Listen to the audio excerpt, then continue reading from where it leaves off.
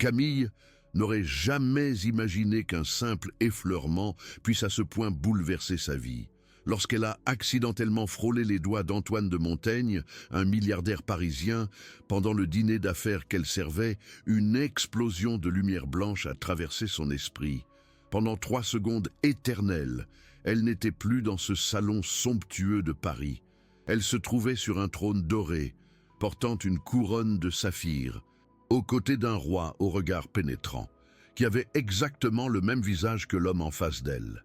L'année était 1225, et ils n'étaient pas patrons et employés. Ils étaient rois et reines du royaume de Val-d'Orée, des souverains absolus, des amants éternels, des partenaires de destin qui avaient juré de se retrouver, même si cela devait prendre 1000 vies.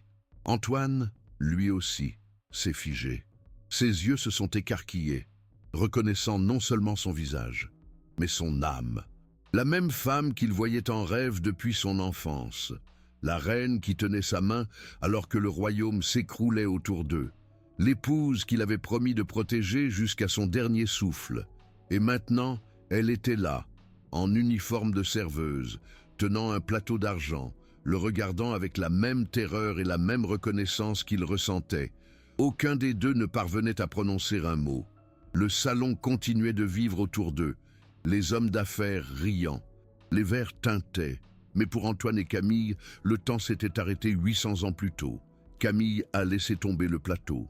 Le bruit du métal heurtant le sol a brisé le silence. Tous les regards se sont tournés vers elle. Son supérieur, Gérard, s'est avancé furieux, mais Antoine a levé la main pour lui ordonner de s'arrêter. Il ne pouvait détacher ses yeux d'elle, ses yeux marrons profonds qu'il voyait chaque nuit avant de s'endormir. La même expression de courage et de tendresse, la même cicatrice minuscule au-dessus du sourcil gauche que la reine Isabelle avait, résultat d'une chute lorsqu'elle était enfant dans le jardin royal. Comment était-ce possible? Comment une cicatrice vieille de 800 ans pouvait-elle être marquée sur la peau d'une femme du XXIe siècle? Si vous ressentez des frissons maintenant, laissez votre j'aime à cet instant précis.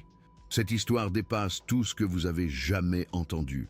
Et si vous croyez que les âmes se retrouvent vraiment à travers le temps, écrivez roi et reine dans les commentaires. Voyons combien d'entre vous reconnaissent le pouvoir de l'amour éternel. Activez la cloche parce que vous devez savoir ce qui s'est passé lorsqu'Antoine a découvert l'objet qui prouve tout. Camille a couru se réfugier dans les toilettes du personnel. Ses mains tremblaient tellement qu'elle parvenait à peine à ouvrir le robinet. De l'eau froide sur son visage. Respire, respire. Mais les images ne cessaient de défiler. Elle voyait la grande salle du château de Val-d'Orée, les bannières rouges et or, le trône où elle s'asseyait chaque matin aux côtés de son mari. Le roi Édouard, non, pas Édouard, Antoine, c'était la même personne, la même âme, les mêmes yeux gris orage qui la regardaient avec une dévotion absolue. Comment le savait-elle?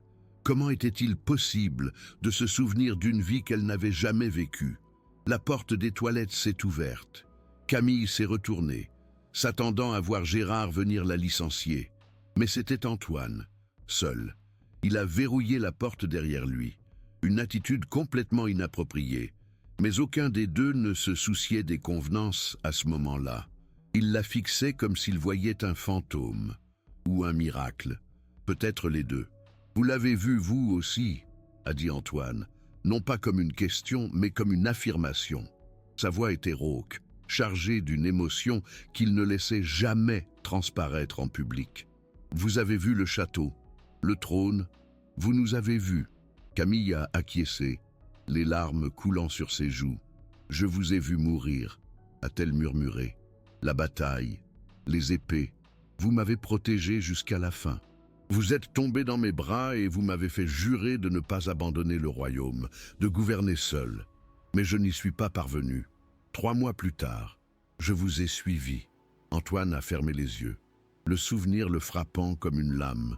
Il se souvenait la douleur, le sang, son visage, magnifique et dévasté, étant la dernière chose qu'il ait vue avant les ténèbres. Et la promesse qu'il avait faite alors que sa vie s'échappait. Je te retrouverai. Peu importe le temps que cela prendra, peu importe sous quelle forme je reviendrai, mon âme reconnaîtra la tienne. Et nous voici, a murmuré Camille, l'ironie amère dans sa voix. Vous êtes revenu comme un roi à nouveau, milliardaire, puissant, commandant des empires, et moi, je suis revenu comme votre employé. Antoine a fait un pas en avant, levant la main lentement. Puis-je? Camille a hésité, puis a acquiescé. Lorsque ses doigts ont touché son visage, la vision est revenue, plus forte cette fois. Ils ont vu le jour du mariage royal, les foules célébrant dans les rues de Val-d'Orée, la couronne étant placée sur sa tête par l'archevêque. Le baiser qui a scellé non seulement une alliance politique, mais un amour qui transcenderait les siècles. Lorsque la vision s'est dissipée, Antoine tenait son visage entre ses deux mains, son front contre le sien, respirant comme s'il avait couru des kilomètres. « Peu importe ce que vous êtes dans cette vie, a-t-il dit avec une intensité féroce. Vous êtes ma reine, vous l'avez toujours été, vous le serez toujours. » Camille voulait y croire. Chaque fibre de son être criait que c'était vrai. Mais la réalité était cruelle. Ils n'étaient pas en 1225. Ils étaient en 2025. Et elle était une immigrée équatorienne sans papier, travaillant 3 emplois pour envoyer de l'argent à sa mère malade. Et il était Antoine de Montaigne, héritier d'une fortune de 8 milliards de dollars, censé épouser une socialite européenne que sa famille avait déjà choisie. « C'est impossible », a-t-elle murmuré, en reculant. « Vous savez que c'est le cas. » Antoine allait répondre lorsque des coups violents à la porte les ont interrompus. La voix de Gérard de l'autre côté, menaçant d'appeler la sécurité. Antoine a ouvert la porte avec une expression glaciale qui a fait reculer le supérieur. « Camille est dispensée pour le reste de la soirée », a-t-il déclaré d'un ton qui n'admettait aucune discussion. « Avec paiement intégral. Et je veux la voir demain dans mon bureau, au 15e étage, à 9 heures. » Gérard a tenté de protester, mais Antoine était déjà parti, laissant Camille tremblante, essayant de comprendre si cela s'était vraiment produit ou si elle était en train de devenir folle. Cette nuit-là, aucun des deux n'a dormi. Antoine était dans son penthouse de 60 millions de dollars, entouré d'un luxe qui ne signifiait rien, regardant la seule chose qui l'ait toujours intrigué, une peinture ancienne qu'il avait achetée aux enchères 5 ans plus tôt pour des raisons qu'il n'avait jamais complètement comprises. Elle avait coûté 3 millions de dollars. Ses conseillers avaient dit que c'était de la folie de payer autant pour une œuvre d'un artiste inconnu du XIIIe siècle. Mais Antoine n'avait pas pu résister, parce que la peinture montrait un roi et une reine de Val-d'Orée. Et le roi avait son visage, et la reine était Camille. Il avait toujours pensé que c'était juste une étrange ressemblance, une coïncidence. Mais maintenant, regardant la plaque discrète dans le coin inférieur, il a lu ce qu'il avait ignoré auparavant. Roi Édouard et reine Isabelle de Val-d'Orée, 1225, décédée au même printemps, à 3 mois d'intervalle. On dit qu'elle est morte, le cœur brisé après l'avoir perdue à la bataille de Montclair. Antoine a touché le visage peint de la reine. Isabelle, Camille, la même âme, dans des corps séparés par 800 ans. C'était réel, impossible, mais réel. Pendant ce temps, dans l'appartement minuscule que Camille partageait avec 3 autres jeunes femmes dans le quartier de Belleville, elle était assise sur le sol de la salle de bain commune, le seul endroit où elle pouvait trouver un peu d'intimité, serrant dans sa main quelque chose qu'elle gardait depuis son enfance, une bague, simple, en or usé, ornée d'un blason qu'elle n'avait jamais réussi à identifier. Sa grand-mère la lui avait donnée avant de mourir, lui disant qu'elle était dans la famille depuis des générations, qu'elle avait appartenu à une reine il y a très longtemps, qu'elle serait sienne quand elle trouverait son véritable amour. Camille avait toujours pensé que c'était une histoire de grand-mère, un conte de fées, mais maintenant, en regardant le blason, elle le reconnaissait. C'était le symbole de Val-d'Orée, le lys et le soleil entrelacés, le même symbole qu'elle avait vu dans sa vision, gravé sur le trône, brodé sur les robes royales. Cette bague n'était pas un simple héritage, c'était une preuve, Si votre cœur bat la chamade, partagez cette vidéo immédiatement. L'histoire ne fait que commencer. Et vous n'allez pas croire la prochaine preuve qui va apparaître. Et si vous voulez plus d'histoires vraies, de réincarnation et d'âmes sœurs qui vont changer votre perception de la réalité, abonnez-vous à la chaîne et activez toutes les notifications. Le lendemain matin, Camille hésita longuement. Quel était l'intérêt? Même si tout était vrai, même s'ils avaient vraiment été rois et reines dans une autre vie, cela ne changeait rien à la réalité brutale d'aujourd'hui. Elle était sans papier en France. Il était l'un des hommes les plus riches de l'hémisphère nord. Les contes de fées n'arrivaient pas aux gens comme elle. Mais quelque chose de plus fort que la logique l'attira. À 9 heures précises, elle était dans le hall de la Tour Montaigne, le gratte-ciel de verre qu'Antoine possédait entièrement. La réceptionniste regarda son uniforme de femme de ménage avec mépris. Mais quand Camille donna son nom, son expression se transforma en choc. « Monsieur de Montaigne vous attend. 15e étage, utilisez l'ascenseur privé. » L'ascenseur était entièrement recouvert de miroirs. Camille vit son reflet et eut envie de pleurer. Cheveux tirés en un chignon simple, sans maquillage. Le même pantalon noir et chemisier blanc qu'elle portait pour travailler. À côté d'elle, une femme époustouflante en tailleur Chanel entra, parlant au téléphone en français d'un dîner de charité. C'était le genre de femme qui appartenait au monde d'Antoine. Camille n'était qu'une ombre, mais quand les portes s'ouvrirent au 15e étage, Antoine l'attendait personnellement. Il congédia la secrétaire, tendit la main à Camille avec une révérence qui fit jeter un regard choqué à la femme française avant que les portes ne se referment. Son bureau était plus grand que l'appartement entier où Camille vivait. Baie vitrée du sol au plafond, vue sur tout Paris, œuvre d'art valant plus qu'elle ne gagnerait en 10 vies, et en plein centre, derrière le bureau, en acajou, le tableau, leur tableau. Camille s'arrêta, la main sur la bouche, les yeux remplis de larmes. Antoine observa sa réaction, confirmation qu'il n'était pas fou. « Je l'ai acheté il y a 5 ans, expliqua-t-il. Je n'ai jamais su pourquoi. Maintenant je sais. J'attendais que vous le reconnaissiez. » Elle s'approcha lentement, touchant le cadre doré. Le peintre avait tout capturé. La façon dont Édouard, Antoine, regardait Isabelle comme si elle était le soleil autour duquel son monde tournait. La façon dont sa main reposait sur la sienne sur l'accoudoir du trône. Connexion simple mais absolue. L'amour était si évident qu'il transcendait les siècles. « J'ai apporté quelque chose aussi », dit doucement Camille, sortant la bague de sa poche. Antoine la prit, la tournant vers la lumière. Quand il la plaça à côté du blason peint sur le vêtement du roi sur la toile, la correspondance était parfaite. « Mon Dieu !» souffla-t-il. « Vous avez gardé ça pendant 800 ans ?»« Ma famille a gardé », corrigea-t-elle. Passant de mère en fille, attendant, ma grand-mère disait que je saurais quand je trouverais la bonne personne. Elle avait raison. Antoine ferma sa main autour de la bague, puis autour de la main de Camille. Immédiatement, la vision revint. Mais cette fois, ce n'était ni bataille, ni mort. C'était un moment de calme. Eux, dans la chambre royale, tard dans la nuit. Juste eux deux. Isabelle enceinte de 6 mois de leur premier enfant. Édouard agenouillé, la tête posée sur son ventre, murmurant des promesses au bébé qui ne naîtrait jamais parce que la bataille viendrait avant. Quand ils revinrent au présent, tous deux pleuraient. « Nous aurions eu un enfant », murmura Camille. « J'étais enceinte quand vous êtes mort.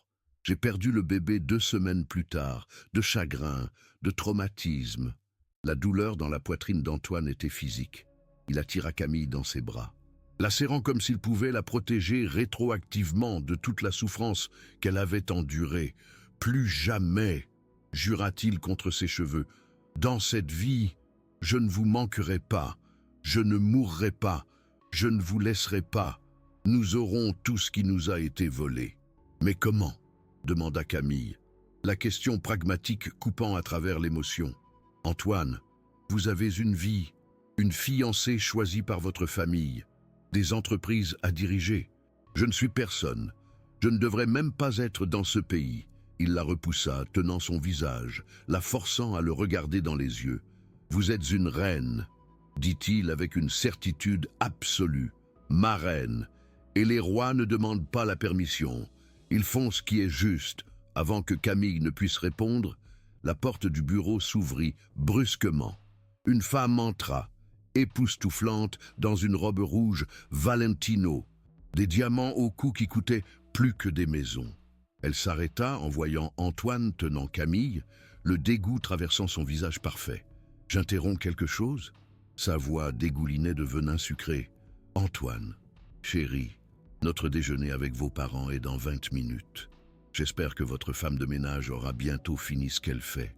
Voici Gabrielle Dubois, dit Antoine. La voix contrôlée mais tendue. La femme que mes parents veulent que j'épouse. Gabrielle, voici Camille, la femme que je vais épouser en réalité. Le silence qui suivit fut atomique. Gabrielle les regarda tour à tour, incrédule, puis se mit à rire, hystérique, cinglant.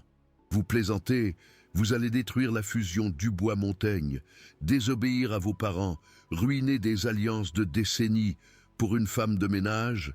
Sans hésitation, Antoine répondit « Oui, c'est le moment qui sépare ceux qui croient en l'amour véritable de ceux qui n'y croient pas.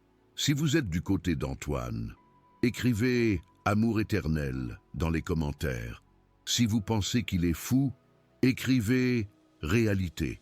Je veux voir où vous en êtes. Et si cette histoire vous touche, pensez à faire un super thanks. Cela aide à apporter plus d'histoires impossibles qui sont réelles. Gabrielle sortit en claquant la porte avec une force qui fit trembler les fenêtres. Camille était pâle. « Antoine, vous ne pouvez pas faire ça. Vous ne me connaissez pas, pas vraiment. En dehors des visions et des vies passées, nous sommes des étrangers. Alors, changeons ça, dit simplement Antoine. Combien de temps vous faut-il? 1 mois? 6 mois? 1 an? Prenez un congé de votre travail, avec salaire, restez ici, apprenez à connaître qui je suis maintenant, laissez-moi connaître qui vous êtes. Et ensuite, décidez. Et si nous découvrons que nous ne sommes pas compatibles dans cette vie, seulement les souvenirs étaient-ils réels, sans pour autant impliquer que nous devions être ensemble maintenant, alors je l'accepte, promis Antoine.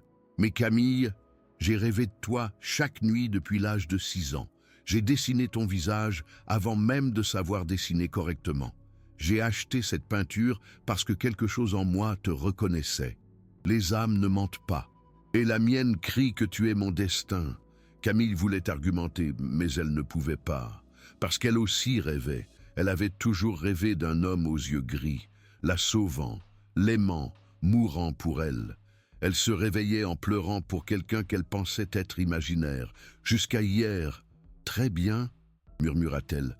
1 mois, mais pas de penthouse luxueux, pas de bijoux. J'ai besoin de savoir qui tu es, en tant que personne. Pas en tant que milliardaire. Accordé? Antoine sourit. Un sourire vrai et dévastateur. Alors, commençons par un café. Tu aimes le café? Durant les 2 années qui suivirent, car 1 mois devint 6, et 6 devinrent pour toujours. Antoine et Camille construisirent quelque chose qui transcendait les vies passées. Oui, ils avaient la connexion d'il y a 800 ans. Oui, chaque contact provoquait des flashs de Val d'Orée, d'amour ancien, de promesses éternelles. Mais ils avaient aussi de nouveaux souvenirs. Antoine, apprenant à Camille à patiner sur glace au Rockefeller Center, tous deux tombant et riant jusqu'à en avoir mal. Camille préparant des empanadas équatoriennes dans la cuisine de son appartement. Antoine goûtant et déclarant que c'était meilleur que n'importe quel restaurant étoilé. Ils se disputant sur la politique, la philosophie, les films stupides. Découvrant qu'Édouard et Isabelle étaient compatibles. Mais Camille et Antoine étaient parfaits. Pourtant, le monde ne leur facilita pas la tâche. Les parents d'Antoine essayèrent de le déshériter. La presse fut brutale, traitant Camille de chasseuse de fortune, remettant en question sa situation d'immigré, inventant des scandales. Antoine engagea les meilleurs avocats pour régulariser sa situation. Mais le processus était lent, et Gabrielle n'abandonna pas, apparaissant à des événements, murmurant du venin aux oreilles de la haute société, Le point de rupture survint lors d'un dîner de charité. Antoine devait y assister. Un événement familial, impossible à éviter.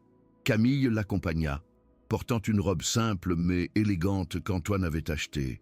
Elle se sentait déplacée au milieu des diamants de plusieurs millions de dollars, des conversations sur les yachts et les maisons de vacances à Capri. Gabrielle s'approcha quand Antoine était temporairement occupé avec un investisseur. Elle offrit du champagne à Camille avec un sourire de requin. « Tu crois vraiment que ça va durer ?» demanda-t-elle doucement. Antoine est peut-être amusé pour l'instant, jouant à un conte de fées, mais les hommes comme lui reviennent toujours à leur propre espèce. Quand il se lassera de toi, et il se lassera, où seras-tu? Sans travail, sans propre vie, juste les cendres d'un rêve. Avant que Camille ne puisse répondre, une voix âgée interrompit, une voix féminine, chargée d'autorité. « Je n'en serais pas si sûr, ma chère Gabrielle. » Toutes deux se retournèrent. Une dame aux cheveux argentés, vêtue d'une robe Dior vintage, portant des bijoux discrets mais clairement anciens, les observait avec des yeux perçants. Camille ne la reconnut pas. Mais Gabrielle pâlit. « Madame de Montaigne », salua-t-elle, en s'inclinant légèrement. La grand-mère d'Antoine, la matriarche de la famille, la femme qui avait construit la moitié de l'empire de Montaigne aux côtés de son défunt mari. Et elle regardait Camille avec une expression indéchiffrable. « Vous êtes la jeune femme pour qui mon petit-fils a mis le monde sens dessus-dessous, » affirma-t-elle. Camille Rivera. « C'est bien cela ?»« Oui, madame, » répondit Camille, en relevant le menton malgré sa peur. « Je suis désolé si j'ai causé des problèmes à votre famille. »« Des problèmes ?» répéta madame de Montaigne, puis sourit. « Petite, vous n'en avez aucune idée. Venez avec moi, nous devons parler. » Elle guida Camille vers une pièce privée, ferma la porte. D'un minuscule sac à main, elle sortit quelque chose qui fit s'arrêter le cœur de Camille. Un médaillon, ancien, en or usé, avec le même blason que sa bague, le lion et la rose de Val-d'Orée. « Ceci est dans ma famille depuis 300 ans, » expliqua madame de Montaigne, « transmis de grand-mère en petite-fille, avec une histoire que j'ai toujours considérée comme une légende. L'histoire racontait que nos ancêtres étaient des rois, que le royaume s'est effondré, que la lignée s'est dispersée, mais le sang a continué. Qu'un jour, lorsque le dernier descendant du roi rencontrerait la dernière descendante de la reine, le cercle se refermerait. » Camille toucha le médaillon d'une main tremblante. « Vous croyez à ça ? Je n'y croyais pas, » admit madame de Montaigne. « Jusqu'à ce que je vous voie. Jusqu'à ce que je vois comment Antoine vous regarde. Exactement comme mon défunt mari me regardait. Ce regard qui dit que vous êtes l'air qu'il respire. Et alors j'ai fait des recherches. Sur Val-d'Orée, sur le roi Édouard et la reine Isabelle.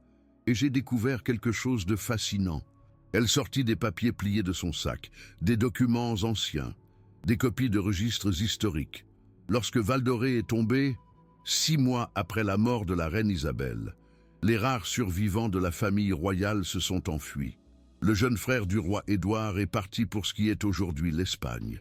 Ma lignée, la jeune sœur de la reine Isabelle, est partie pour l'Équateur avec des missionnaires. Votre lignée, je suppose. Ma grand-mère a toujours dit que nous avions du sang noble, murmura Camille. Les larmes coulant, je n'y ai jamais cru. Croyez-le, dit madame de Montaigne fermement. Mais plus important encore, croyez ceci. Mon petit-fils est un homme têtu, fier, contrôlant, mais il est aussi plus loyal que quiconque je connaisse. S'il vous a choisi, c'est pour toujours. Et si vous êtes réellement la réincarnation de la reine Isabelle, alors soyez la bienvenue dans la famille. Vous n'auriez jamais dû partir. Elle plaça le médaillon autour du cou de Camille avec des mains douces. Portez ceci à votre mariage. Associez-le à votre bague et dites à mon petit-fils qu'il a ma bénédiction. Ses parents s'adapteront ou seront laissés de côté, mais vous avez mon soutien. Maintenant, allez-y, il vous cherche. Et quand Antoine passe en mode protecteur, un dîner de charité se transforme en zone de guerre.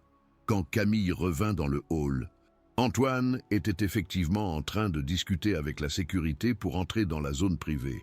Il la vit, le soulagement visible, et traversa la pièce en 6 longues enjambées. « Tu vas bien? Qu'est-ce que ma grand-mère a dit? Si elle a été cruelle, je jure que... » « Elle a donné sa bénédiction, » interrompit Camille, en montrant le médaillon. « Et la preuve que nous ne sommes peut-être pas aussi impossibles que nous le pensions. Cette nuit-là, Antoine demanda Camille en mariage, pas avec une bague à des millions de dollars, mais avec sa bague, la bague de la reine Isabelle, qu'il fit nettoyer et ajuster parfaitement. Il s'agenouilla dans son simple appartement du Queens, pas dans son penthouse, parce qu'il dit qu'il voulait faire sa demande là où elle se sentait chez elle. « Je ne peux pas te promettre que ce sera facile, » dit-il, en tenant sa main. « La presse sera horrible. La moitié de ma famille se battra. Ils diront des choses terribles sur toi. Mais je te promets que chaque jour, je te choisirai, comme Édouard a choisi Isabelle, comme Antoine choisit Camille, parce que tu n'es pas seulement l'amour d'une vie, tu es l'amour de toutes les vies. » Camille le tira vers le haut, l'embrassa avec tout ce qu'elle avait. Quand ils se sont séparés, elle a murmuré « Édouard est mort en me protégeant. Antoine vit en m'aimant. Je crois que je préfère cette version. » Le mariage eut lieu 6 mois plus tard. Pas l'extravagance que la famille de Montaigne attendait, mais une cérémonie magnifique dans un jardin historique qui, des recherches l'ont révélé, était un cadeau du roi Édouard et de la reine Isabelle à la ville de Val-d'Orée il y a 800 ans. C'était désormais un parc public dans un petit village espagnol. Camille portait une robe simple en dentelle, le médaillon de la grand-mère d'Antoine et sa bague.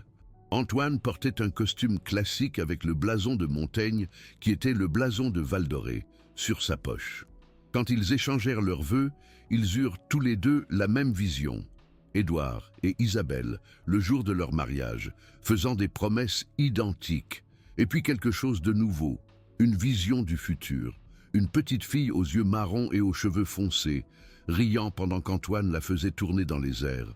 Un garçon aux yeux gris intenses, sérieux comme son père, tenant la main de Camille. La famille qu'ils n'avaient pas eue en 1225, la famille qu'ils auraient maintenant. Si vous êtes émus, si vous croyez que cet amour était le destin, activez la cloche et abonnez-vous maintenant, parce que l'histoire a une dernière rebondissement que personne n'attendait.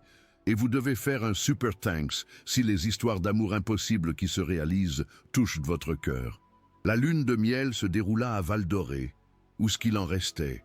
Le royaume n'existait plus, absorbé par les pays modernes au fil des siècles. Mais le château était toujours là, des ruines dramatiques au sommet d'une colline, ouvert aux touristes. Antoine le loua entier pendant 1 semaine. Se promener dans les couloirs où ils avaient régné 800 ans plus tôt était surréaliste. Chaque pierre apportait des souvenirs. La grande salle où il recevait les ambassadeurs. Les jardins où Édouard demanda Isabelle en mariage, tous deux âgés de 16 ans, un amour jeune mais absolu. La tour où Isabelle passa 3 mois après sa mort, dépérissant, incapable de continuer sans sa moitié. Lors de la dernière nuit, ils montèrent à ce qui restait de la salle du trône. La pleine lune illuminait les pierres brisées. Et là, à l'endroit exact où les trônes se trouvaient, ils virent, pas une vision cette fois, la réalité. 2 figures translucides, brillant doucement. Édouard et Isabelle, jeunes, beaux, vêtus de vêtements royaux, regardant Antoine et Camille avec des sourires de paix complète. Édouard parla, sa voix résonnant comme de très loin. « Vous avez rempli la promesse, vous vous êtes retrouvés, vous vous êtes aimés à nouveau. Le cercle est complet. » Isabelle ajouta, tendant une main qu'il ne pouvait pas toucher. « Vivez la vie que nous n'avons pas pu vivre. Ayez les enfants que nous avons perdus. Soyez heureux pour les 2 couples, et quand il sera temps, nous vous attendrons. Mais ne vous précipitez pas. Profitez de chaque moment. » Les figures se dissipèrent dans la lumière de la lune, ne laissant qu'une sensation de bénédiction. Camille pleura, mais c'étaient des larmes heureuses. Antoine la serra contre lui, embrassant le sommet de sa tête. Ils avaient eu leur fin. Maintenant, c'est à notre tour de vivre. 3 ans plus tard, Camille de Montaigne, plus Rivera, était assise dans le bureau qu'Antoine avait créé pour elle dans la tour de Montaigne. Elle dirigeait maintenant la fondation de la famille, axée sur l'aide aux immigrés comme elle l'avait été, offrant des opportunités, légalisant des situations, construisant des ponts. Antoine était à ses côtés, pas au-dessus, de vrais partenaires. Roi et reine d'un empire moderne, construit sur l'amour, pas sur la conquête. La porte s'ouvrit et une petite fille de 4 ans entra en courant. « Maman, papa, regardez ce que mamie m'a donné !» Elle montra un ancien livre d'histoire. Sur Val-d'Orée, Antoine prit sa fille dans ses bras, regarda le livre. Sa mère avait finalement complètement accepté, fascinée par l'histoire de la réincarnation, plongeant dans la recherche historique. Le livre parlait des rois de Val-d'Orée à travers les âges, et il y avait un chapitre entier sur Édouard et Isabelle. Le couple royal qui s'aimait si profondément que les légendes disaient qu'il reviendrait. « C'est nous !» dit la petite Sophia avec la certitude d'un enfant. La maîtresse l'a lu à l'école et je le savais. Camille et Antoine échangèrent un regard. Ils ne lui avaient jamais dit, mais bien sûr qu'elle savait. Les âmes reconnaissent la vérité. « Oui, mon amour, dit Camille, tirant sa fille sur ses genoux. C'est nous, et tu es la princesse que nous n'avons jamais pu avoir avant. » Leur fils, Gabriel, âgé de 2 ans, entra en titubant derrière sa sœur tenant une épée jouet. « Je suis prince, déclara-t-il. Antoine rit, un son riche et heureux que Camille ne se lassait jamais d'entendre. « Oui, tu l'es, prince de notre royaume, qui n'a ni frontières ni murs, seulement de l'amour. » Cette nuit-là, lorsque les enfants dormaient, Antoine et Camille se tenaient sur le balcon de la terrasse, regardant les lumières de Paris. « Tu regrettes quelque chose ?» demanda doucement Antoine. « Les batailles avec la presse, avec ma famille, avec tous ceux qui ont dit que ça ne marcherait pas ?» Camille se tourna, touchant son visage, initiant la vision proprement maintenant. Ils avaient appris à la contrôler, à voir quand ils le voulaient. Ils revirent le premier contact, l'explosion de reconnaissance, puis tous les moments depuis lors, la demande en mariage, le mariage, la naissance de Sophia, la naissance de Gabriel, des souvenirs de 2 vies entrelacées parfaitement. Quand la vision se termina, Camille répondit « Je ne regrette pas une seule seconde. En 1225, nous avions l'amour mais pas le temps. En 2025, nous avons les deux. Et je choisirai de me battre pour toi dans chaque vie. » Antoine l'embrassa longuement et profondément, puis posa son front contre le sien. « Quand nous mourrons cette fois, nous serons vieux, ensemble, entourés de petits-enfants. Pas de bataille, pas de tragédie. Et s'il y a une prochaine vie, je te retrouverai de nouveau. Mais je vais profiter de celle-ci d'abord. »« D'accord, » murmura Camille. « Roi et reine, pour toujours. » Et quelque part, dans les ruines du château de Val-d'Orée, si vous écoutez attentivement, vous pouvez encore entendre des échos de rire. Édouard et Isabelle, enfin en paix, regardant leur futur, eux, être heureux. L'amour qui a transcendé 800 ans. La promesse qui n'a jamais été rompue. Les âmes qui se rencontrent toujours. C'est la fin de l'histoire. Ou peut-être est-ce juste le commencement. Parce que le véritable amour ne se termine jamais. Il se transforme seulement. Et si vous croyez cela, si vous le ressentez au fond de votre âme, laissez votre like, partagez avec quelqu'un qui a besoin de croire en l'amour impossible et abonnez-vous, car il y a d'autres histoires qui attendent. Des histoires de gens ordinaires qui ont découvert être extraordinaires, des connexions qui défient la logique, du destin qui n'accepte pas non comme réponse. Et qui sait, peut-être que vous aussi avez une âme qui attend de vous retrouver de nouveau. Prêtez attention au prochain contact qui fait arrêter votre cœur. Ce n'est peut-être pas un accident, c'est peut-être la reconnaissance de 800 ans d'attente. Merci d'avoir regardé, merci de croire. Et rappelez-vous, l'amour éternel n'est pas une fantaisie, c'est une promesse que certaines âmes font et tiennent toujours. À la prochaine histoire impossible qui est réelle. Mais l'histoire d'Antoine et Camille ne se termine pas ici. Parce que le véritable pouvoir des âmes sœurs ne réside pas seulement dans le fait de se retrouver, mais dans le fait de créer quelque chose de plus grand qu'eux-mêmes. Et ce qu'ils ont créé allait changer non seulement leur vie, mais celle de centaines de milliers d'autres personnes. 5 ans après leur mariage, la Fondation Val d'Orée, dirigée par Camille grâce à l'investissement total d'Antoine, avait aidé plus de 50 000 immigrés à régulariser leur situation, à trouver des emplois décents, à réunir des familles séparées par des frontières cruelles. Camille travaillait 16 heures par jour, car elle savait exactement ce que c'était d'être invisible, d'être jetable, d'être jugé sur des papiers au lieu de son humanité. Antoine, de son côté, avait complètement reformulé l'empire de Montaigne. Il a vendu des affaires douteuses, investi massivement dans les énergies propres, le logement social, l'éducation. Ses bénéfices ont chuté de 40%. Ses anciens associés l'ont traité de fou, mais il dormait mieux qu'il n'avait jamais dormi de toute sa vie, parce que la richesse sans but était une prison dorée. Et il avait été libéré par une femme qui avait servi le dîner et touché sa main. Pourtant, il y avait quelque chose qui les hantait, la vision de l'enfant qu'ils avaient perdu en 1225, le bébé que Isabelle portait quand Édouard est mort, l'enfant qui n'était jamais né, parce que le chagrin avait tué la mère et l'enfant ensemble. Oui, ils avaient Sophia et Miguel maintenant. Mais cette âme, ce premier enfant, où était-elle? La réponse est venue de la manière la plus inattendue. Un jour, Camille visitait un refuge pour enfants orphelins, que la Fondation soutenait. Elle se promenait dans la cour, quand elle a vu un garçon assis seul sous un arbre. Il avait peut-être 7 ans, des cheveux noirs en bataille, des yeux qui étaient un mélange étrange de marron et de gris. Et quand il a levé les yeux et vu Camille, quelque chose a traversé son visage, une reconnaissance.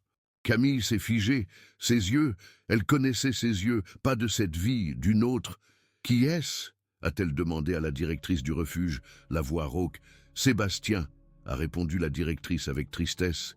Abandonné à l'âge de 3 ans, n'a jamais été adopté. Les gens disent qu'il est étrange, qu'il parle de vie passée, d'être le fils de roi. C'est évidemment un traumatisme de l'abandon qui se manifeste dans un fantasme. Camille s'est approchée lentement. Le garçon l'a observé sans peur, seulement avec une curiosité intense. Elle s'est agenouillée devant lui, et quand leurs yeux se sont croisés, elle a su.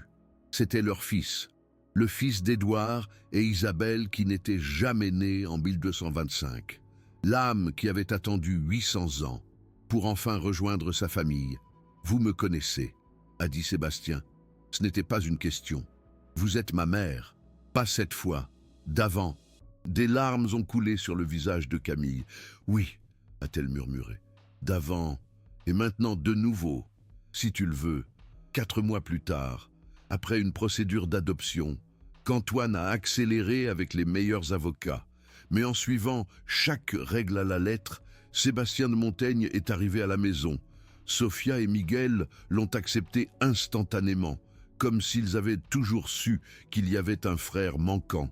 Et cette première nuit, quand toute la famille était réunie, Antoine a serré Camille dans ses bras et a regardé ses 3 enfants jouer ensemble. « Complet », a-t-il murmuré. « Finalement complet. » Mais Sébastien a apporté plus que simplement compléter la famille.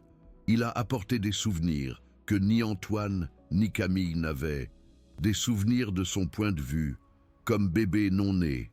Il a décrit la chambre royale, où Isabelle a passé ses derniers mois. Des détails qu'aucune peinture ou document historique n'a enregistrés. Il a dessiné des blasons, que des archéologues n'ont découvert que 3 ans plus tard, en fouillant les ruines de Val d'Orée. Il était la preuve vivante que tout cela était réel. Des scientifiques voulaient l'étudier. Des universités ont offert des fortunes pour y avoir accès. Mais Antoine et Camille ont tout refusé.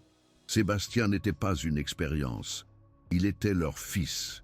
Et si le monde n'y croyait pas, tant pis pour le monde.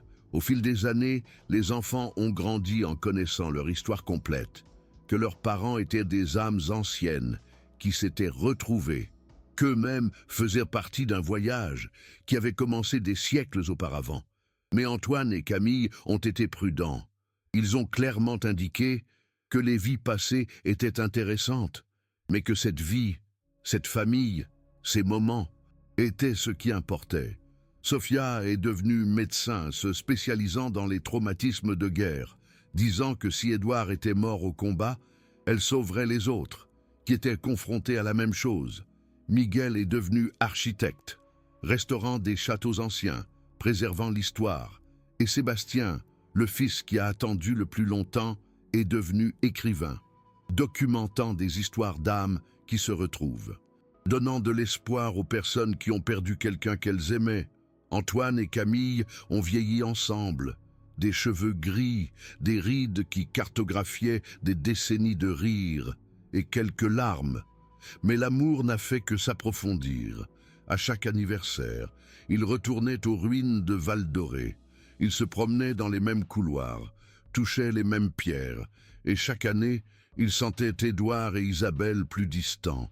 Parce que ces âmes avaient finalement reposé, elles avaient passé le relais, lors de leur 50e anniversaire de mariage, entourées de leurs enfants, petits-enfants, et même de 2 arrière-petits-enfants. Antoine a levé son verre en toast. 50 ans avec la femme que j'aime depuis 800 ans, a-t-il dit, la voix étranglée par l'émotion.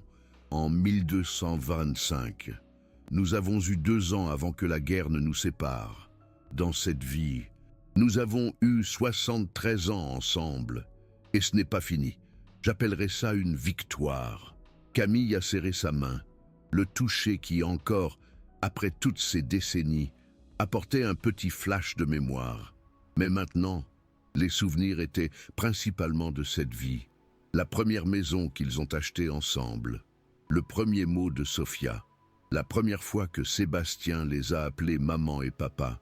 La remise de diplôme de Miguel. Les mariages des enfants. La naissance de chaque petit enfant.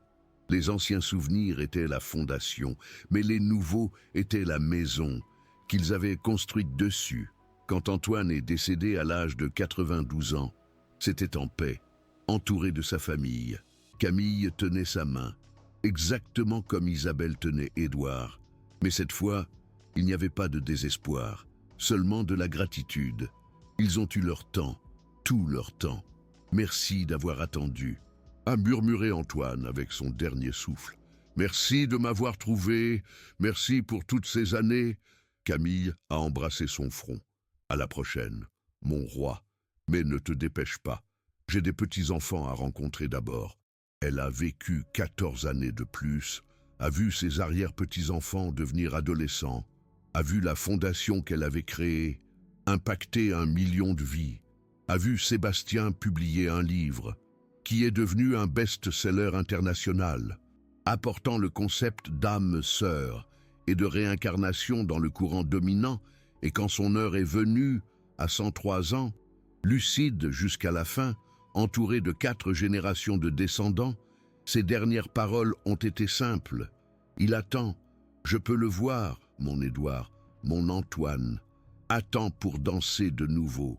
Elle a fermé les yeux avec un sourire, et ceux qui étaient présents ont juré qu'ils avaient vu 2 figures translucides, à côté du lit, un homme tendant la main, une femme la prenant, et puis les 2 disparaissant ensemble dans la lumière, aux funérailles, qui ont eu lieu dans les ruines de Val-d'Orée, comme elle l'avait demandé.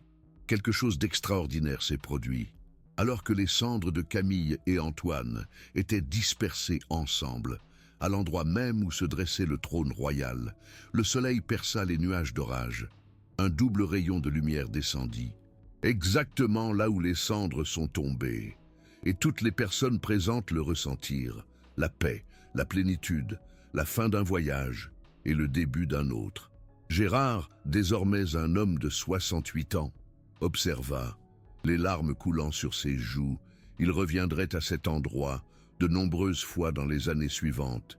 Il écrirait d'autres livres, mais le dernier chapitre de son livre le plus célèbre serait consacré à ce moment. L'amour véritable, écrivit-il, ne consiste pas à ne jamais se séparer, il s'agit de toujours revenir. Mes parents se sont séparés en 1225 et se sont retrouvés en 2025, 800 ans plus tard.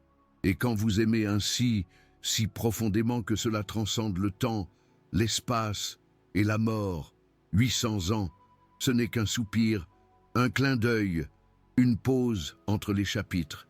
Ils ont eu 3 vies que je connaisse, Édouard et Isabelle, Antoine et Camille, et maintenant, où que les âmes aillent, ils ont l'éternité, sans interruption, sans bataille, sans séparation. Et si vous lisez ceci, en vous demandant si les âmes sœurs sont réelles, si cela vaut la peine d'attendre, si l'amour véritable existe, laissez-moi vous le dire.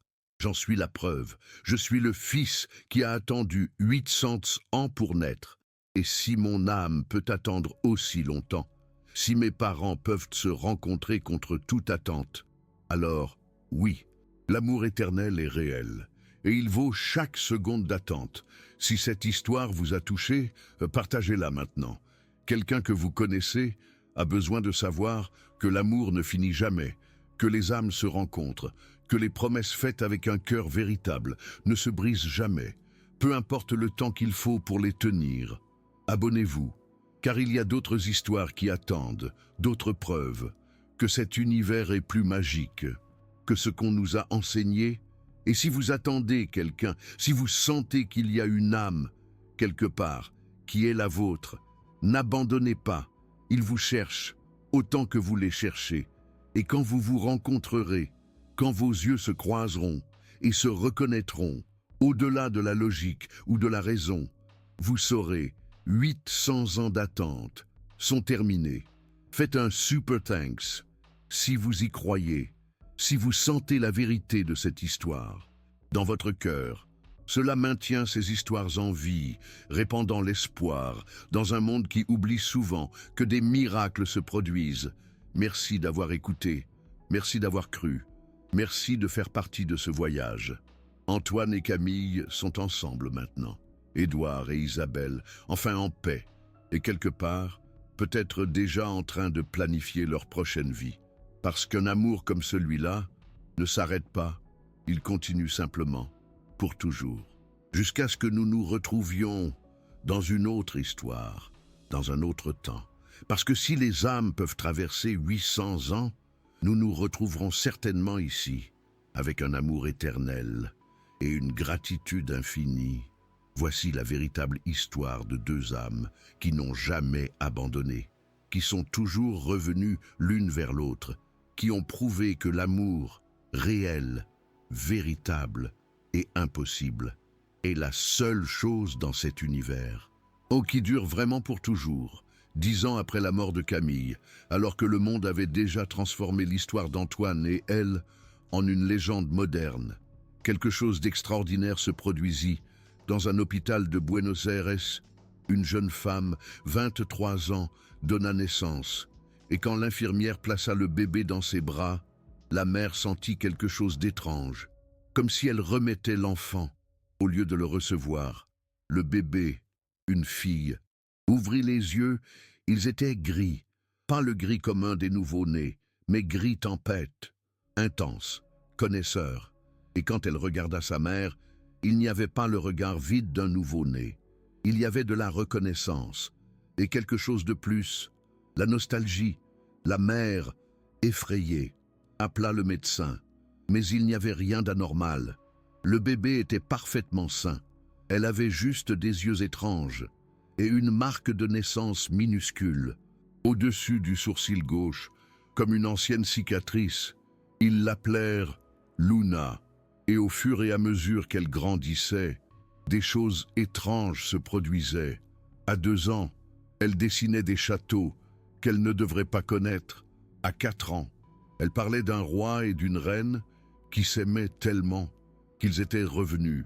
À 6 ans, elle demanda à ses parents de l'emmener dans un endroit appelé Val d'Orée, un endroit dont elle n'avait jamais entendu parler, mais qu'elle dessinait dans les moindres détails. Les parents, inquiets, l'emmenèrent chez des psychologues. Tous dirent la même chose. Imagination vive, fantaisie créative, rien d'inquiétant. Mais quand Luna eut 8 ans, elle vit un reportage à la télévision sur la mort de Camille de Montaigne, sur la légende d'un amour qui avait traversé 800 ans. Luna s'arrêta, figée, regardant la photo d'Antoine jeune, à l'écran, et elle commença à pleurer, pas les pleurs d'un enfant effrayé, les pleurs d'un adulte qui se brise. « Je le connais », murmura-t-elle. « J'étais lui. » Ses parents essayèrent de la distraire, de changer de chaîne. Mais Luna était obsédée. Elle rechercha tout sur Antoine et Camille, sur Édouard et Isabelle. Et plus elle lisait, plus elle avait la certitude absolue. Elle était Édouard. Elle était Antoine. L'âme était revenue, mais cette fois, seule. « Où est-elle » demandait Luna tous les soirs, en regardant les étoiles. « Où est ma reine ? Pourquoi suis-je revenu sans elle ?» La réponse viendrait des années plus tard, quand Luna eut 19 ans, déjà une jeune femme, travaillant dans un petit café à Buenos Aires pour payer ses études d'histoire.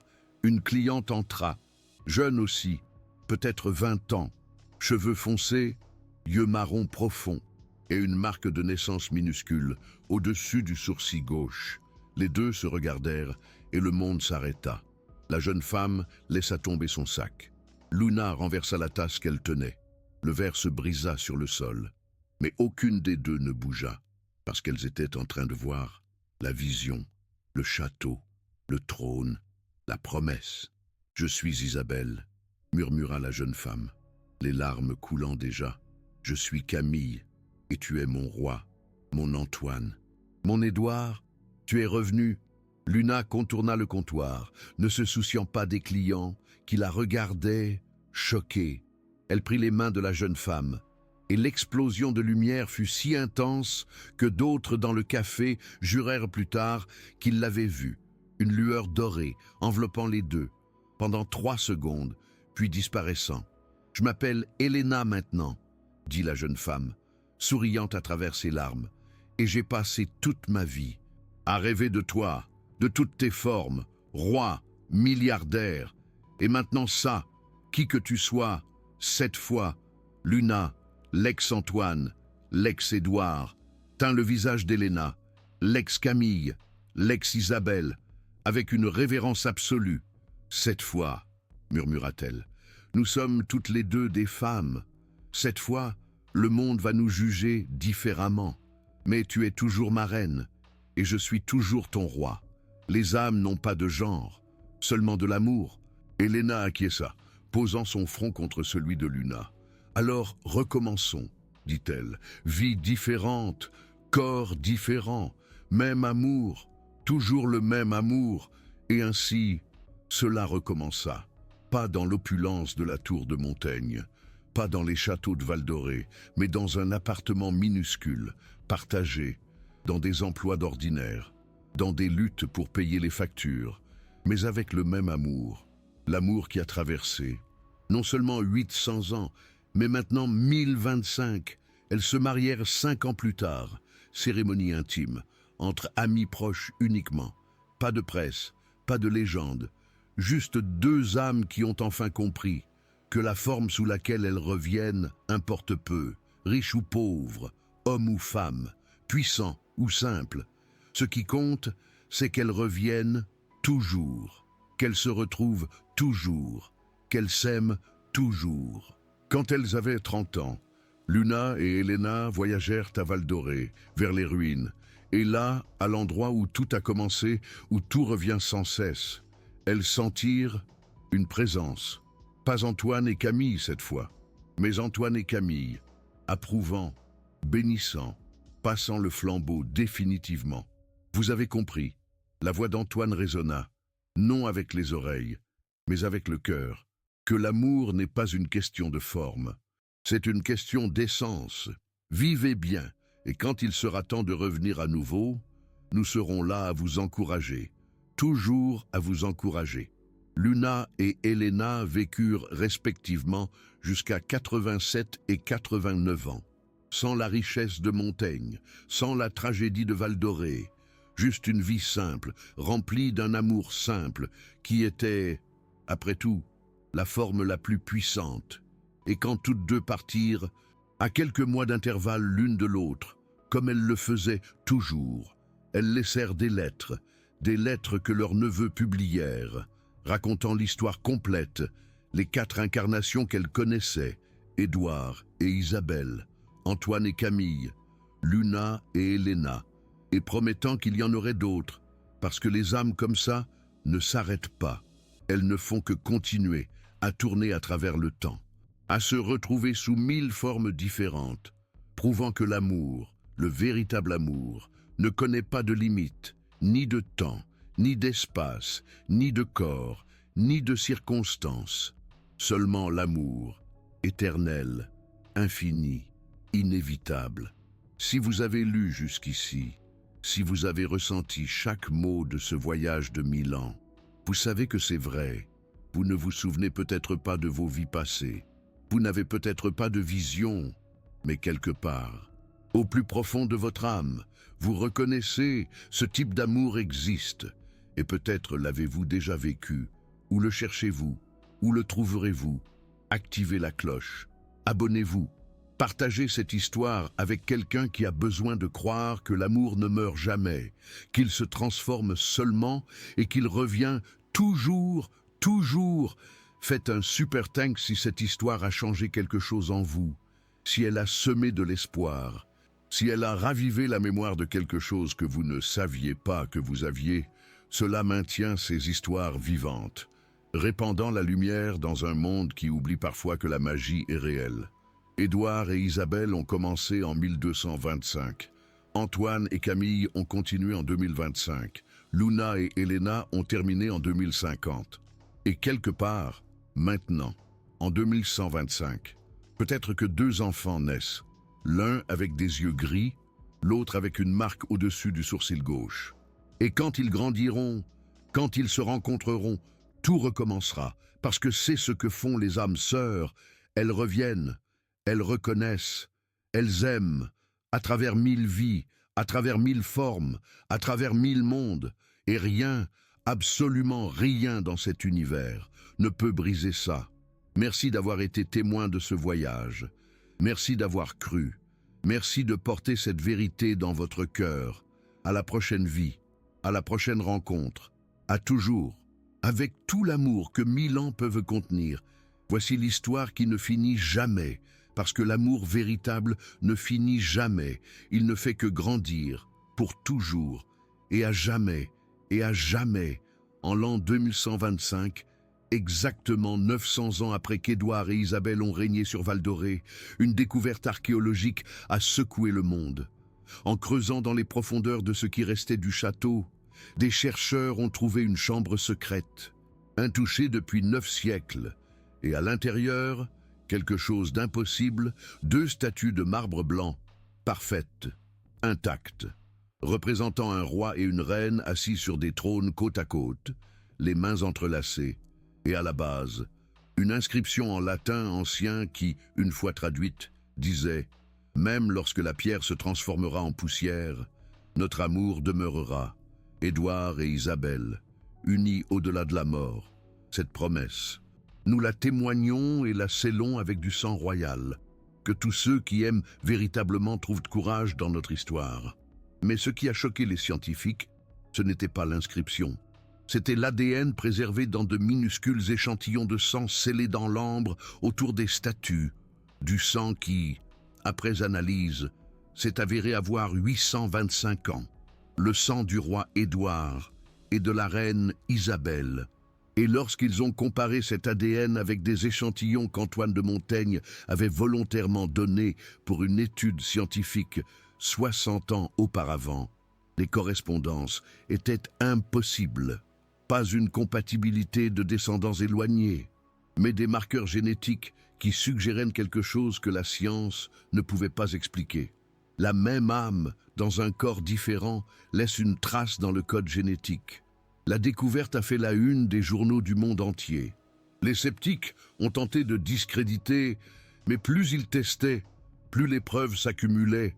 Antoine de Montaigne était, sous toutes les formes mesurables, la réincarnation d'Édouard de Val-d'Orée et Camille, dont l'ADN avait également été préservé dans des échantillons médicaux, était Isabelle. Des universités ont créé des départements entiers consacrés à l'étude du phénomène. Les religions anciennes ont souri, disant qu'elles l'avaient toujours su, et des millions de personnes à travers le monde qui ont passé des vies entières à sentir qu'elles connaissaient quelqu'un qu'elles venaient de rencontrer, ont enfin eu une validation. Les âmes sœurs n'étaient pas une métaphore romantique. C'était une science que l'humanité commençait à peine à comprendre. Mais l'histoire la plus belle de cette découverte ne s'est pas produite dans un laboratoire. Elle s'est produite dans un petit village des Andes équatoriennes, où une vieille femme de 96 ans a vu la nouvelle à la télévision poussiéreuse du centre communautaire. Elle a regardé les photos d'Édouard et Isabelle, puis d'Antoine et Camille, et elle a commencé à pleurer parce qu'elle a reconnu, pas d'histoire ou de légende, de mémoire d'être employée au château de Val-d'Orée, de témoigner de l'amour du roi et de la reine, de tenir la main d'Isabelle quand elle est morte de chagrin 3 mois après Édouard, de jurer à ce moment-là que si les âmes revenaient vraiment, elles reviendraient aussi pour témoigner à nouveau. Et elle est revenue, pas comme une princesse ou une noble, mais comme une grand-mère simple qui a vécu une vie honnête dans les montagnes de l'Équateur. La même grand-mère qui a donné l'anneau royal à Camille quand elle était enfant, parce que quelque part au fond d'elle, elle a toujours su, elle s'est toujours souvenue, elle a toujours gardé. Son nom cette fois était Rosa, et quand les intervieweurs l'ont finalement trouvée, guidée par la famille de Camille qui a reconnu l'histoire, elle n'avait qu'une chose à dire. Je n'avais pas besoin d'ADN ou de statut pour savoir que c'était réel. J'ai vu un amour qui brise la mort, et si vous avez déjà vu ça une fois, vous n'oubliez jamais, pas en 900 vies. Rosa est décédée 3 semaines après l'entretien, en paix, disant que sa mission était accomplie, qu'elle avait témoigné de l'amour 2 fois et qu'elle pouvait maintenant se reposer, ou peut-être, dit-elle avec un dernier sourire, revenir pour témoigner une 3e fois. La découverte de la chambre secrète a tout changé. Le tourisme vers les ruines de Val-d'Orée a augmenté de 1000%. Des couples du monde entier pérégrinaient pour toucher les statues, espérant ressentir ce qu'Antoine et Camille avaient ressenti. Certains juraient qu'ils ressentaient de la chaleur, de l'énergie, de la reconnaissance, et par une nuit de pleine lune, des gardes rapportèrent des lumières étranges dans l'ancienne salle du trône, pas du feu, ni de l'électricité, mais une lueur douce, dorée, qui semblait venir des pierres elles-mêmes, comme si le château se souvenait, comme si un amour si puissant imprégnait le lieu où il avait existé. Des scientifiques tentèrent d'expliquer. Phénomène électrique, reflet de minéraux. Mais les romantiques savaient mieux. C'était Édouard et Isabelle, Antoine et Camille, Luna et Elena, toutes les versions de ces âmes, résonnant à travers le temps, disant au monde « Nous sommes réels, l'amour est réel, et n'abandonnez jamais, jamais d'en trouver le vôtre. » 15 ans après cette découverte, en 2140, quelque chose d'encore plus remarquable se produisit. 2 enfants, une de 7 ans à Tokyo et un autre de 8 ans à Lagos, sans jamais s'être rencontrés, dessinèrent exactement les mêmes images. Images de la chambre secrète avant qu'elle ne soit découverte, avant qu'aucune photo n'existe, quand les familles se connectèrent grâce à des chercheurs intrigués, et finalement permirent aux enfants de se rencontrer via appel vidéo. Le moment fut enregistré. Les 2 enfants se regardèrent à travers l'écran et simultanément murmurèrent le même mot, dans des langues différentes, mais avec un sens identique, maison. Ils n'étaient pas Édouard et Isabelle cette fois. Des analyses suggérèrent qu'ils étaient 2 des gardes royaux, qui moururent en protégeant le château, des âmes qui furent témoins du grand amour et jurèrent une protection éternelle. Et maintenant, ils étaient revenus, se reconnaissant à travers les continents, accomplissant encore le serment fait 900 ans auparavant. L'histoire se multiplia. Partout dans le monde, des personnes commencèrent à partager des expériences, connaître quelqu'un et sentir qu'elles se connaissaient depuis 1000 ans, toucher et voir des lieux qu'elles n'avaient jamais visités, rêver de vie qu'elles n'avaient jamais vécue, mais qui semblaient plus réelles que l'actuelle. Et un schéma émergea. Les âmes voyagent en groupe. Édouard et Isabelle ne se sont pas réincarnés seuls. Ils ont amené leur cour, leur garde, leurs conseillers, leurs amis, tous revenant, tous se rencontrant, tous se reconnaissant, créant une nouvelle version du royaume, non pas de territoire, mais de connexion, un royaume d'âmes qui traverse le temps ensemble. En 2150, la Fondation Val-d'Orée, maintenant dirigée par l'arrière-petite-fille de Gérard de Montaigne, lança un projet ambitieux, une base de données globale où les personnes pouvaient enregistrer des mémoires de vie passée. Une IA avancée recherchait des schémas, connectant des personnes qui partageaient des mémoires complémentaires. Des millions s'inscrivirent et des connexions commencèrent à se produire. Une femme en Australie, qui avait toujours rêvé d'être un soldat médiéval, trouva un homme au Canada qui rêvait d'être le forgeron de la même armée. Un adolescent au Brésil qui dessinait des navires vikings spécifiques en trouva un autre en Norvège qui dessinait les mêmes, mais d'un angle différent, comme s'ils avaient été des côtés opposés de la même bataille. Les sceptiques clamaient encore à la coïncidence, à l'imagination collective, mais les correspondances étaient statistiquement impossibles. Des détails qu'aucun livre d'histoire n'avait enregistrés, mais que 3 personnes sur des continents différents se souvenaient identiquement. Des langues mortes que des enfants de 6 ans parlaient couramment sans jamais les avoir étudiées. L'humanité se réveillait, non seulement à l'idée de la réincarnation, mais à une vérité plus grande, que nous sommes tous des voyageurs anciens, que ces vies que nous vivons ne sont que des chapitres dans un livre très, très long, et que les personnes que nous aimons, que nous reconnaissons instantanément, que nous sentons connectés au-delà de toute explication, ne sont pas des accidents, ce sont des compagnons de voyage que nous choisissons encore, et encore, et encore. Édouard et Isabelle furent juste le premier couple documenté. Mais maintenant, avec la technologie et l'ouverture d'esprit, des milliers de couples étaient découverts, reconnaissables, célébrés, et tous avaient quelque chose en commun. Quand ils se rencontraient, quand ils se touchaient, quand ils se reconnaissaient, ils ne sentaient pas seulement l'amour romantique, ils sentaient un but, comme s'ils avaient une mission, quelque chose qu'ils commencèrent dans une vie passée et qu'ils étaient revenus pour terminer. Pour certains, c'était l'art, des compositeurs qui moururent avant de terminer une symphonie, revenant comme différents musiciens pour finalement la créer. Pour certains, c'était la justice, des activistes qui luttèrent contre la tyrannie et furent tués, revenant pour continuer la lutte sous une nouvelle forme. Pour certains, c'était simplement l'amour, des couples séparés par la guerre, la maladie, la tragédie, revenant pour finalement avoir le temps qui leur fut volé.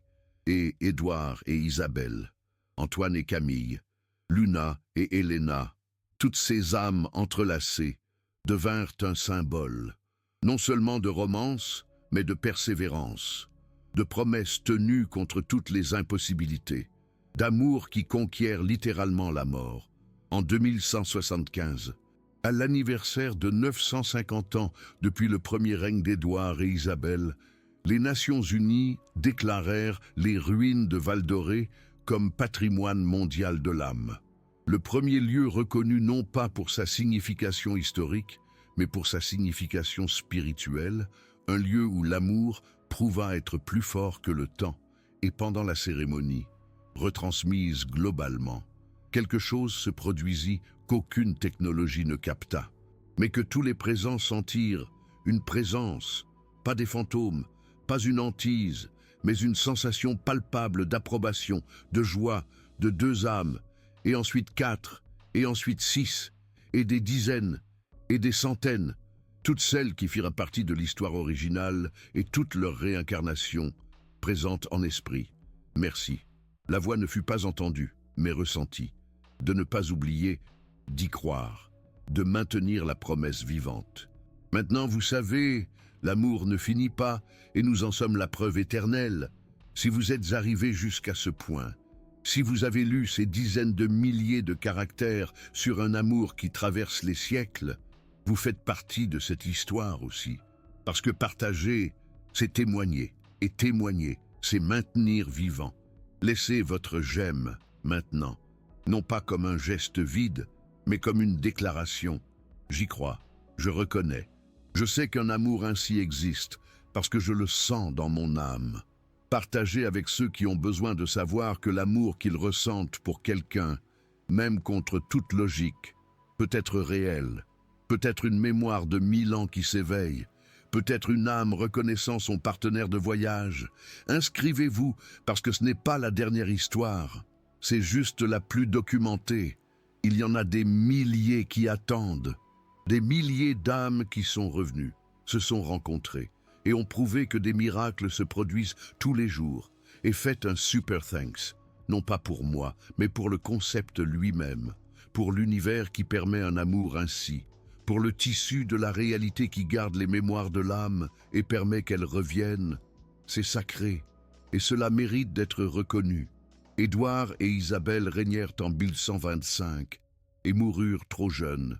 Antoine et Camille se retrouvèrent en 2025 et vécurent pleinement. Luna et Elena choisirent l'amour au-dessus des conventions en 2050. Et maintenant, pendant que vous lisez ceci, en l'année que ce soit, 2 nouvelles âmes se rencontrent, se regardent dans les yeux et savent. Peut-être que ce sont Édouard et Isabelle de nouveau, sous une nouvelle forme. Peut-être que ce sont d'autres âmes de l'ancien royaume, ou peut-être qu'elles sont complètement nouvelles, inspirées par l'histoire, faisant leur propre promesse d'amour éternel, peu importe, parce que ce que Édouard et Isabelle ont commencé ne les concernait pas seulement EX. Il s'agissait de prouver que c'était possible, et ils l'ont prouvé, contre la science, contre la logique, contre la mort. Ils ont prouvé l'amour éternel, réel, inébranlable. Et si vous ressentez un vide dans votre âme, comme si vous cherchiez quelqu'un que vous n'avez pas encore rencontré, n'abandonnez pas, ils vous cherchent aussi, et quand vous vous rencontrerez, vous le saurez, pas avec votre esprit, mais avec votre âme, cette même partie de vous qui reconnaît la vérité de cette histoire. Merci pour ce voyage, pour avoir cru quand il était plus facile de douter, pour avoir ressenti quand il était plus sûr de ne rien ressentir, pour avoir porté cette histoire dans votre cœur et l'avoir partagée avec les autres. Où que soient Édouard et Isabelle maintenant, sous n'importe quelle forme, dans n'importe quel monde, ils vous remercient aussi d'avoir maintenu la promesse vivante, d'être témoin d'un amour éternel. À la prochaine histoire, à la prochaine reconnaissance, à toujours, parce que les âmes comme celle-ci, les histoires comme celle-ci, ne se terminent jamais vraiment. Elles attendent juste le prochain chapitre, la prochaine vie, le prochain amour. Et vous, qui lisez ceci maintenant, vous faites partie du chapitre actuel, partie de l'histoire vivante, partie du miracle continu, avec tout l'amour que 950 ans peuvent contenir, que 1000 vies peuvent témoigner, que des millions d'âmes peuvent reconnaître. Voici la vérité éternelle. L'amour véritable ne meurt jamais, ne faiblit jamais, n'abandonne jamais. Il continue, et continue, et continue, pour toujours. Et maintenant, la partie finale de ce voyage extraordinaire, la partie qui est peut-être plus importante que tout ce qui est venu avant, parce que ce n'est pas seulement l'histoire d'Édouard et Isabelle, ou d'Antoine et Camille, ou de Luna et Elena, c'est une histoire sur vous. Vous qui avez lu jusqu'à ce point. Vous qui avez senti quelque chose résonner à chaque mot. Vous qui avez peut-être commencé sceptique, mais qui vous posez maintenant des questions. Ou vous qui avez toujours su au fond de votre âme qu'un amour comme celui-ci existe, et qui avez enfin trouvé une validation. Il y a une raison pour laquelle cette histoire vous a touché. Ce n'est pas un accident. Rien n'est jamais un accident quand il s'agit des âmes. Peut-être que vous êtes l'une des âmes réincarnées de Val-d'Orée. Peut-être avez-vous servi au château, gardé les portes, cuisiné dans les cuisines royales, combattu dans les batailles. Et quelque chose dans cette histoire a réveillé une mémoire endormie. Pas une mémoire claire, pas encore, mais une sensation, une reconnaissance. Ou peut-être n'avez-vous pas de connexion avec Val-d'Orée spécifiquement. Mais vous avez votre propre histoire, votre propre âme sœur qui attend, ou déjà trouvée, ou perdue et recherchante à nouveau. et cette histoire a reflété votre vérité. Ou peut-être êtes-vous seul maintenant, vous demandant si l'amour véritable existe, s'il vaut la peine de continuer à croire, si attendre une connexion réelle a du sens, ou s'il faudrait simplement accepter l'ordinaire, et cette histoire est votre réponse. Oui, cela en vaut la peine. Oui, cela existe. Oui, continuez à croire, parce que voici la vérité qu'Édouard et Isabelle, à travers toute leur vie, ont prouvé. L'amour véritable n'est pas une question de chance, c'est une question de reconnaissance. Et vous ne pouvez pas reconnaître quelque chose que vous ne connaissez pas. Alors si vous ressentez un vide, si vous vous sentez à la recherche, si vous sentez qu'il vous manque quelqu'un, ce n'est pas de la solitude, c'est de la mémoire de l'âme de ceux que vous avez aimés avant et que vous aimerez à nouveau. Le contact qu'Antoine et Camille ont partagé, cette explosion de vision et de reconnaissance, n'est pas exclusif à eux. Cela arrive tous les jours. Mais la plupart des gens l'ignorent, l'appellent un déjà-vu, de l'imagination, une coïncidence, et puis le laissent passer. Ne le laissez pas passer. Quand vous rencontrez quelqu'un et que vous sentez que vous le connaissez déjà, faites attention. Quand vous regardez dans les yeux de quelqu'un et que vous ressentez une reconnaissance inexplicable, ne l'écartez pas. Quand vous touchez quelqu'un et que vous ressentez une électricité qui va au-delà de l'attraction physique, enquêtez, parce que ce sont vos visions, votre version du contact, votre reconnaissance d'âme. Et oui, ce sera effrayant. C'était effrayant pour Camille.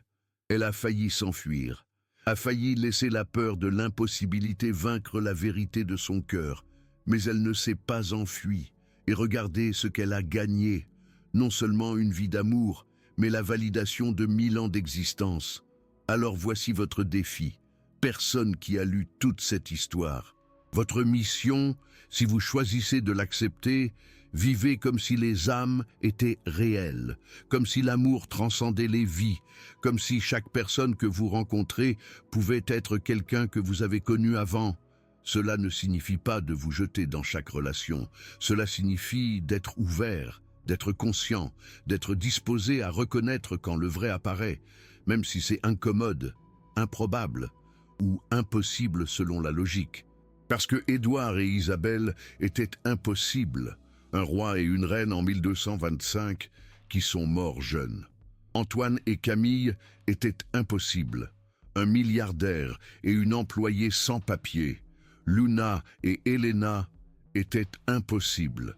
Deux femmes dans un monde apprenant encore l'acceptation, mais ils ont tous choisi l'amour au-dessus de l'impossibilité, et ils ont tous vaincu. Vous pouvez vaincre aussi. Votre amour ne ressemblera peut-être pas au leur. Il sera peut-être plus calme, et plus simple, sans vision dramatique ni découvertes archéologiques, mais il sera tout aussi réel, tout aussi profond, tout aussi éternel. Et quand vous trouverez, et vous trouverez si vous ne l'avez pas encore trouvé, souvenez-vous de cette histoire. Souvenez-vous que l'amour véritable n'abandonne pas, que les âmes attendront 800 ans si nécessaire, que les promesses faites transcendent la mort. Et alors, battez-vous. Battez-vous contre la peur, contre le doute, contre les voix qui disent que c'est impossible, parce que Édouard s'est battu contre des armées envahissantes. Antoine s'est battu contre une société entière et sa famille. Luna s'est battue contre les attentes et les préjugés. Et ils ont tous vaincu parce que l'amour était plus fort. Votre amour est plus fort aussi. Vous avez juste besoin de croire. Maintenant, si vous avez vraiment pris cette histoire au sérieux, si vous avez senti la vérité en elle, il y a des choses pratiques que vous pouvez faire. Premièrement, documentez vos rêves récurrents sur des lieux que vous n'avez jamais visités, des personnes que vous n'avez jamais connues. Ce pourrait être des souvenirs. Deuxièmement, faites attention à la reconnaissance. Si vous rencontrez quelqu'un et que vous sentez une connexion instantanée, explorez prudemment. Troisièmement, visitez les endroits qui vous appellent sans raison logique. Cela pourrait être où vous avez vécu avant. Quatrièmement, soyez patient. Édouard a attendu 800 ans. Vous pouvez attendre des années ou des décennies. comparé à l'éternité. C'est rien. Et cinquièmement, vivez pleinement. Camille a travaillé, s'est battue, a construit une vie quand Antoine est apparu. Elle avait quelque chose à offrir. Soyez une personne complète. Et alors, quand votre âme sœur apparaîtra, vous créerez quelque chose de plus grand que la somme de vos parties. Cette histoire a commencé avec un contact. Camille, servant un dîner, sa main effleurant celle d'Antoine. Une vision explosant, simple, accidentelle, le destin.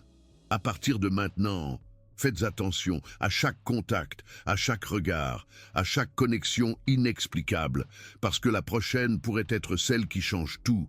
Et si vous avez déjà trouvé votre personne, si vous lisez ceci avec elle à vos côtés, ou en pensant à elle, ou séparés mais toujours amoureux, sachez ceci, vous êtes aussi réel qu'Édouard et Isabelle. Votre histoire est aussi valable, votre amour est aussi éternel. Peu importe que vous vous souveniez de vies passées ou non, peu importe que vous ayez des visions dramatiques ou simplement une sensation tranquille d'appartenance, ce qui importe, c'est que vous vous soyez reconnus l'un l'autre. Et c'est là la preuve. Serrez-les fort contre vous, choisissez-les chaque jour, battez-vous pour eux lorsque cela est nécessaire. Et sachez que ce que vous avez transcende cette vie.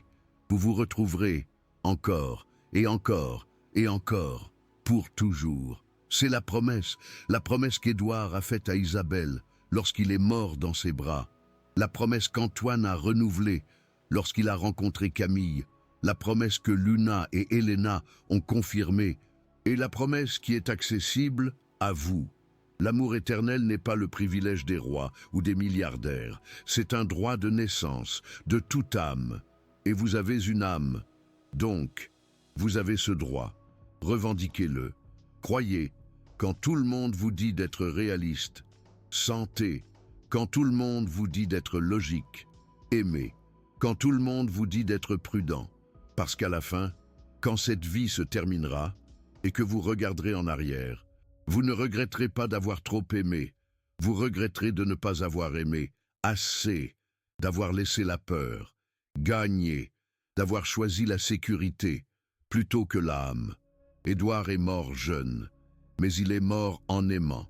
Et à cause de cela, il est revenu. Il a continué. Il a vaincu la mort. Vous pouvez vaincre, vous aussi. Pas nécessairement la mort physique, pas encore, mais la mort des rêves, la mort de l'espoir, la mort de la croyance, en la magie.